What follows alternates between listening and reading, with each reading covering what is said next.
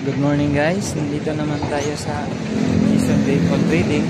Unload na naman sila ngayon ng unit. Ito may Suzuki Pallet D17 saka D64 na mga dashboard. At doon sa unahan yung mga upuan. Upuan na tapos yung mga bumper niya. Tapos yung mga gulong diyan. Ito pa yung nababa nila.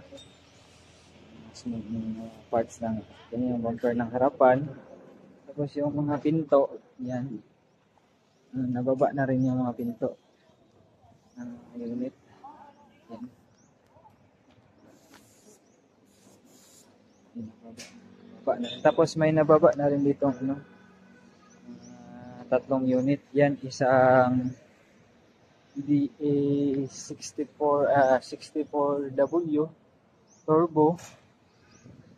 Yan. Tapos itong isa Suzuki Pallet. Isang Suzuki Pallet na baba na rin. Sold na ito guys, itong Suzuki Pallet. May nagmamayari na nito. Yan, tapos yung isa, ito, yan, yung D64W ulit na puti.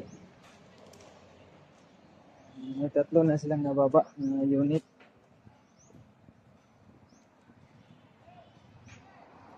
Yan, tatlo.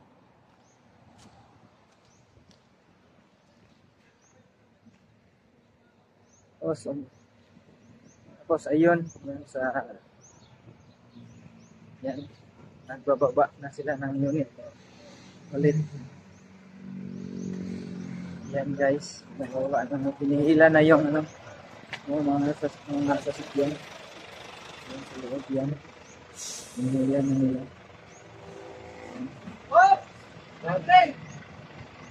Swing kamay do. Nababa na.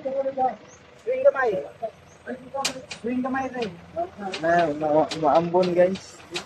Medyo palakas ng palakas yung ulan.